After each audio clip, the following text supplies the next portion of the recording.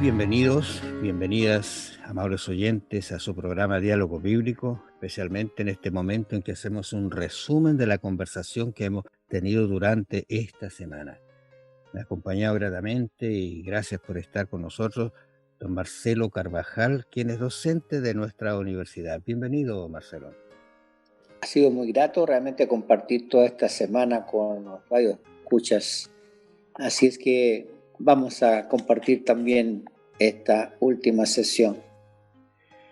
El texto que nos ha llevado como centro de la conversación y está en Salmos 19:1. La verdad es que usted podría leerse todo el Salmo.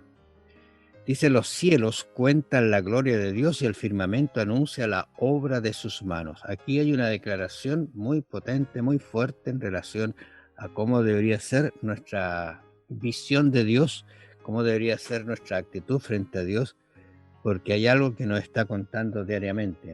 Bueno, nosotros hemos estado viendo a lo largo de la semana esta diferencia, ¿verdad?, de apreciación entre el creyente y el no creyente respecto de la belleza del arte y la belleza también de lo que salió de las manos de Dios, y asimismo sobre los hechos científicos y las premisas que la ciencia utiliza, ¿verdad?, para entender el mundo y el universo, y hemos visto que realmente hay importantes diferencias. Nos hemos admirado de cómo puede obstinadamente el ser humano negarse a ver lo que al creyente le parece tan evidente: la presencia de un Dios creador, de una mente inteligente y que también, ¿no es cierto?, es capaz de producir tanta belleza. Bueno, Marcelo, tú eres una educadora y esa educación, ¿no es cierto?, que uno imparte de alguna manera, incluye las artes y las ciencias.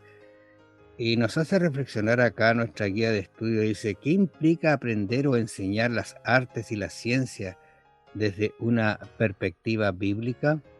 Y eso quizás nos haría reflexionar si efectivamente nosotros estamos impartiendo bajo un prisma, voy a decir así, bíblico, el conocimiento de las artes y la ciencia. ¿Te ha tocado de alguna manera eh, hacer esto o intervenir en este sentido?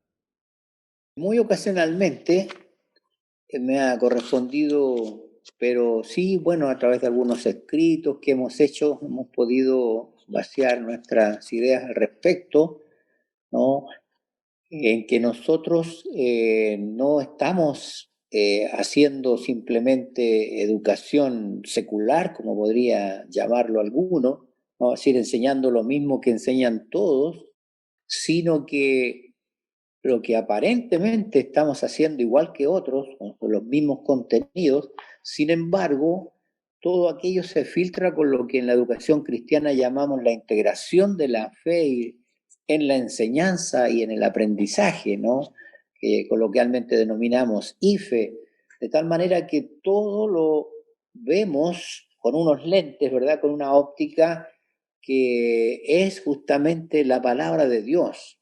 Tal manera que cuando hacemos clases de artes visuales, se llama hoy día en el currículo escolar, entonces enseñamos justamente de dónde viene el concepto de la belleza, de dónde viene nuestra capacidad de apreciar la belleza y cómo debiéramos utilizar, ¿no es cierto?, esa capacidad que tenemos en la belleza del arte, ¿verdad?, como una manera de alabar y adorar a nuestro Dios. Y lo mismo entonces encontrar a Dios en los hechos científicos. Hemos resaltado, Marcelo, en algunas otras conversaciones el concepto de que la Biblia es la base de nuestra guía, nuestro texto realmente. Y la Biblia es muy Exactamente. clara en darnos a conocer todos estos conceptos. La Biblia no es un libro de ciencia, no es un libro de historia, pero vaya que contiene cosas tan profundas que nos haría no dar la vuelta tan larga para encontrar la verdad que ella contiene. Solo el Señor es un tema que lo conversamos, ¿no es cierto?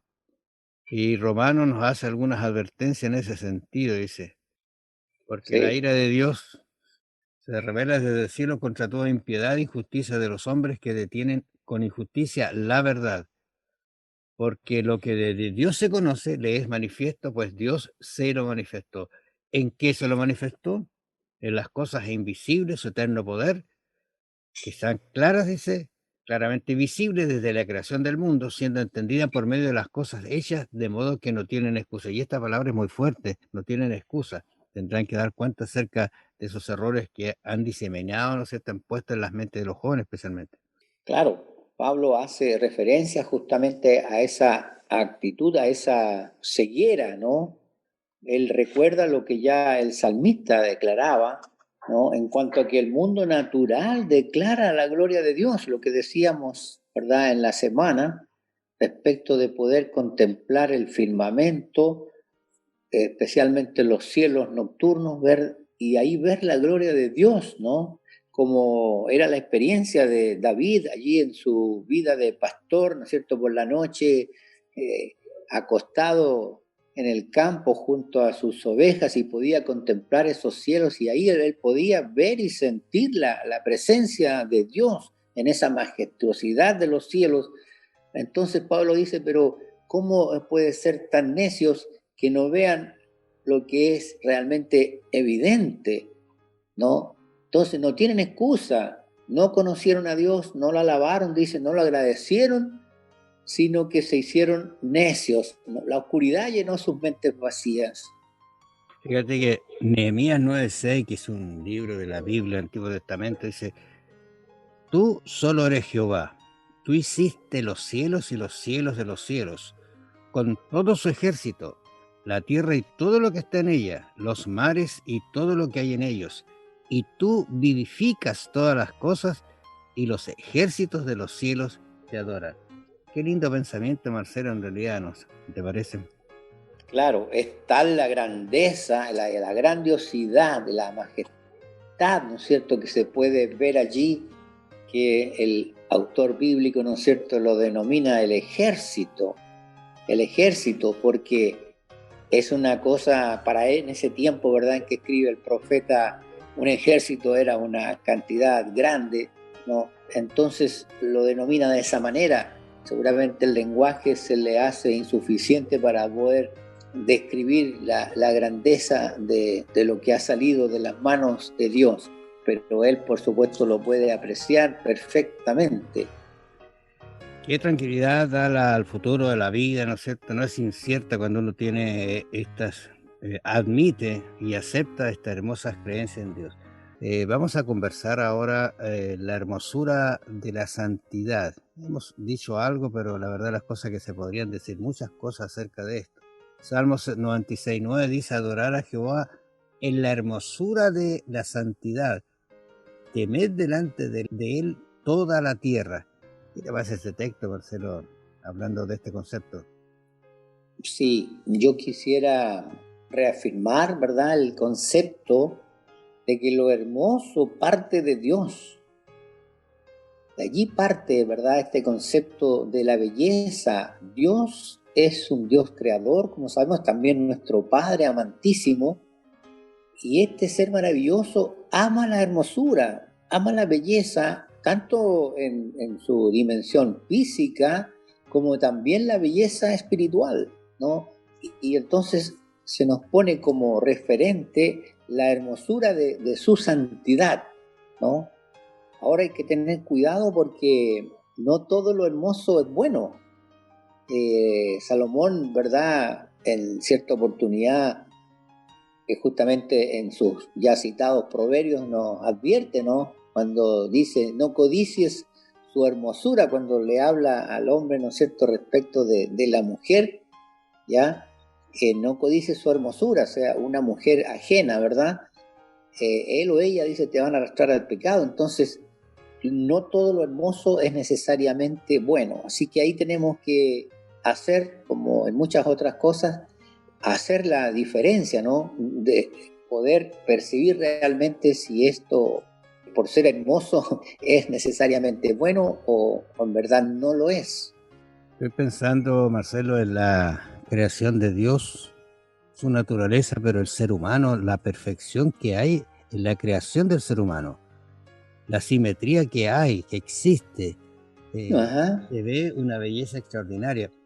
Y cuando uno solamente tomara, por ejemplo, si pudiera investigar la visión, el ojo del ser humano, es perfecto.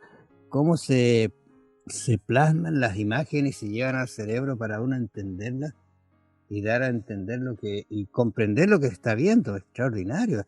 Medir distancias, por ejemplo, eso no es al azar. Proverbio nos dice que, Proverbios 22 dice, el oído que oye y el ojo que ve, ambas cosas igualmente ha hecho Jehová. Ratifica esta idea, ¿verdad? Sí, Esa perfección de Dios. correcto. A mí me cuesta mucho entender que alguien que sea un estudioso de biología, ¿verdad?, pueda no ser un creyente, porque todo, tú citabas el ejemplo del ojo, pero la verdad es que todo el cuerpo es una maravilla, un mecanismo, ¿no es cierto? Todo su funcionamiento, todas las interrelaciones de un componente con otro. Entonces, pensemos en el cerebro, por ejemplo. Hoy día, ¿verdad? Los hombres han logrado desarrollar inteligencia artificial, ¿no es cierto? Pero todavía no puede igualar la del cerebro humano. Los computadores cada día son más sofisticados, pero el cerebro puede realizar operaciones más complejas y a una velocidad que todavía las máquinas no pueden alcanzar. Entonces, crear ese cerebro con todas esas condiciones, esas características, esas capacidades de que Dios dotó al ser humano, realmente ya con eso bastaría para pensar que no puede haber surgido esta maravilla de cerebro así casualmente, ¿no? Bueno, esto viene desde el comienzo, Marcelo. Tú recuerdas Génesis 3:6, y vio la mujer que el árbol era bueno para comer. Lamentablemente sus ojos allí miraron algo equivocado y lo encontró Exacto. agradable y partió todo el problema que hasta hoy día nos encierra. Incluso se les dice que el árbol era codiciable para alcanzar sabiduría. Qué error, ¿ah? No alcanzó la sabiduría que necesitaba. Se tronchó todo en realidad. Vamos a conversar un poco acerca de los expertos en el error, ¿ah? Es un tema que debería preocupar Ajá. a nosotros para no entrar en ello. Dice acá, 1 Timoteo 6, versículo 1, dice, todos los que están bajo el yugo de esclavitud tengan a sus amos por dignos de todo honor, para que no sea blasfemado el nombre de Dios y la doctrina. Este es un tema complicado, Marcelo, ¿te parece? Claro, bueno, aquí entra, ¿no es cierto?, a tallar el problema de la ética, de la bioética, ¿no es cierto? Porque el conocimiento que ha alcanzado la ciencia permite, por ejemplo, lo que llaman la ingeniería genética, ¿no? Entonces, el conocimiento se puede usar malamente para una manipulación, ¿no? Hoy día las personas pueden, por ejemplo, seleccionar, ¿no es cierto?, cómo van a querer que sean sus hijos, ¿no? Si los van a querer rubios, altos, o quieren más bien morenos y de cabello crespo, en fin. Entonces, bueno, eso sería una cosa relativamente liviana frente a otras cosas que, por ejemplo, la persona puede decir, ah, no, si este, por el conocimiento que me da la medicina y la tecnología, puedo saber, ¿no es cierto?, que la criatura que está por nacer trae distintas dificultades, ¿no? Si mejor ya lo eliminamos, ¿no? Entonces, la bioética hoy día es una disciplina de gran importancia justamente por todo el avance que ha alcanzado la ciencia. Por otro lado, tenemos también la ética, los científicos tienen que tener mucho cuidado de cómo utilizan el conocimiento.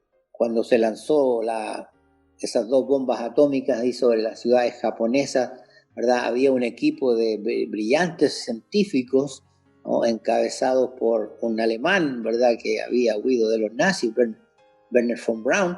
Entonces ellos tenían la capacidad y se plantearon, bueno, pero vamos a usar esto que ahora podríamos usar. Bueno, finalmente los seres humanos decidieron, ¿no es cierto? Dijeron, bueno, están muriendo aquí miles y miles de soldados, así que mejor con un par de bombas ya logramos que se rinda el Japón, ¿no es cierto? Y vamos a ahorrar una serie miles de vidas de norteamericanos, algunos hablaron de que iban a ahorrar 1 millón de vidas, y entonces algunos cientos de miles japoneses era mejor. Entonces, hoy día, errores, ¿verdad?, que se pueden cometer con el conocimiento científico, sin duda que están al alcance de la mano. Y yo creo que bien acertado está lo que dice Timoteo 6:11. Más tú, oh hombre de Dios, huye de estas cosas y sigue la justicia, la piedad, la fe, el amor, la paciencia y la mansedumbre. Y este texto maravilloso: pelea la buena batalla de la fe, echa mano de la vida eterna, a la cual asimismo fuiste llamado, habiendo hecho la buena profesión delante de muchos testigos. Interesante ese texto para meditar en relación a lo que estamos conversando. Vamos a conversar acerca de la necedad y la sabiduría. ¿Cómo se entiende necedad? ¿Será contrario a ser sabio? ¿Algo así, Marcelo? ¿Cómo es eso? Necio, por ejemplo. Bueno, una persona inteligente igual puede actuar neciamente. Yo quisiera rápidamente mencionar una experiencia que ocurrió con mi hijo Andrés cuando era estudiante en ciencia media. Él era muy aficionado a experimentos de laboratorio y un día se le ocurrió experimentar con algo nuevo, ¿no?, ahí en el laboratorio del colegio, y el resultado provocó una pequeña explosión. No era lo que él pretendía, claro, pero faltó o sobró quizá algo que no había previsto, y afortunadamente, bueno, él no sufrió daño, el laboratorio daños menores. Así es que alguien podría decir, bueno, la educación puede ser peligrosa, pero en realidad en medio de esa experiencia aprendió algo, vio esto como un momento de enseñanza. Entonces, ¿a qué me refiero? A que el aprendizaje es importante, el conocimiento es importante, pero tiene que estar fundamentado sobre principios firmes, ¿no? En ese caso era conocer bien normas de seguridad, ¿no? Pero realmente, si se trata de lecciones de vida, necesitamos ese principio firme, ese marco de creencias que nos provee la palabra de Dios. ¿De qué se ocupa la ciencia? De una información objetiva, pero el asunto es cómo interpretar esa información. Ahí está el detalle, entre comillas. Fíjate que estaba pensando en el concepto de necio para verlo con la inteligencia. Dice que consiste en los propios errores o se aferra a ideas o posturas equivocadas, demostrando con ello poca inteligencia. Eso da lo que es una persona necia. Entonces, cuando hablamos acá necedad y sabiduría, lógicamente tenemos que irnos a Proverbios y allí vamos a encontrar algunos conceptos muy interesantes para ser realmente sabios y no necios. Habíamos dicho que Salomón fue un hombre muy inteligente, tuvo una etapa muy oscura, pero qué bueno que al final de su vida recapacitó y escribió de su experiencia, y nos llama la atención a que no pasemos por ese terrible problema que él pasó y seamos inteligentes para entender sabiduría y doctrina, para conocer razones prudentes, para recibir el consejo de prudencia, justicia, juicio y equidad. Para eso él escribió estos proverbios. Entonces yo creo que ya alcanzando, ¿verdad?, ciertas conclusiones de nuestra lección de esta semana, es decir que la educación sin la Biblia se torna inútil, ¿no? La Biblia por mucho tiempo era un libro de texto básico en muchos lugares, le proporciona reglas necesarias al ser humano. Cuando se termina la instrucción en el aula, sigue la educación, ¿no?, que sigue a lo largo de toda la vida. Robertson, un autor, dice que un niño es entregado al universo para ser educado, ¿no? Salimos de la escuela, salimos del colegio, quizás también salimos de la universidad, pero la vida nos sigue enseñando, nos sigue educando. Así es que si la educación adventista le entrega a su estudiante, ¿verdad?, estas herramientas, el conocimiento de la palabra de Dios, todas estas direcciones, sin duda que le van a ser de gran utilidad para no caer en caminos necios. Sabio dice: oye, hijo mío, la instrucción de tu padre y no menosprecie la dirección de tu madre, Ujú. porque adorno de gracia serán a tu cabeza y collares en tu cuello. Hijo mío, si los pecadores te quisieren engañar, no consientas. Si dijeren, ven con nosotros, pongamos acechanzas para derramar sangre, acechemos sin motivo al inocente. O sea, es una advertencia que está muy dada para nuestros días, ¿ah? Hoy día la juventud ha desviado su camino lamentablemente y ya está haciendo cosas inadecuadas. Terminemos hablando acerca de Job. Marcelo, ¿qué te parece? El Señor le responde a Job. ¿Cómo le responde a Job? ¿Qué principios se ven acá en este concepto? Dios le responde desde un torbellino, dice Job 38. Sí, yo creo que lo del torbellino no es un detalle menor, ¿verdad? Porque yo creo que es un escenario que pone Dios para que justamente Job pueda visualizar, ¿no? Si es que no lo capta con su entendimiento, pueda a través de sus sentidos, ¿verdad? De lo que oye y escucha, la grandiosidad de Dios, ¿no es cierto? Que en ese torbellino le esté hablando, un fenómeno, ¿no es cierto?, natural, para mostrarle que Dios está detrás de todo aquello. Entonces entender que es él simplemente una criatura y no puede pretender que Dios le dé cuenta de sus acciones o de sus decisiones. Capítulo 38.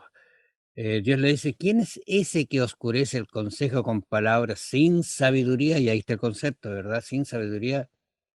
Y en Sí. algunos otros, el versículo 4 dice, ¿dónde estabas tú cuando yo fundaba la tierra? Házmelo saber si tienes inteligencia. Y aquí quedamos perdidos cuando se quiere dar explicaciones a conceptos de los cuales no tenemos ningún acceso, a no ser que sea por lo que Dios diga. Claro, pero Dios con harta paciencia, me parece a mí, le hace una serie de preguntas, ¿no? Lo pone en una cantidad de situaciones a Job para que él vaya eh, analizando todo aquello que le pregunta, ¿no es cierto? Entonces, para que él se dé cuenta, llegue a la comprensión de que realmente con el que está hablando es con el creador del universo, ¿no? De tal manera que no puede él plantarse delante de Dios para hacerles determinadas demandas. Recomiendo a nuestros auditores que se lea todo el capítulo 38 hasta el final, en realidad, del libro para ver cómo Dios va respondiendo. Incluso en uno de los pasajes dice aquí, ¿quién encerró con puertas el mar cuando se derramaba saliéndose de su seno? El versículo 8 estoy leyendo. El 9 dice, cuando puse yo nubes por vestidura suya y por su faja oscuridad. Qué interesante esos conceptos que hoy día la ciencia puede explicarlas, pero eso ya Dios lo había puesto. Y aquí en este mismo capítulo es posible apreciar ese sentido estético de Dios, ¿no? Su amor por la belleza, porque él usa un lenguaje poético, por ejemplo, en este versículo 31, ¿verdad? En lugar de decirlo claramente con un lenguaje corriente, la pregunta que le hace es, ¿podrás tú atar los lazos de las Pléyades o desatarás las ligaduras de Orión? ¿Verdad? Esos lazos, esas ligaduras, cualquier observador no observa, ¿no es cierto?, que haya ningún lazo, ninguna ligadura, pero es un lenguaje poético que Dios usa, ¿no? Así que eso es una otra muestra del sentido de la belleza que Dios tiene. Bueno, les agradecemos a los oyentes por haber estado con nosotros. Hay mucho que conversar.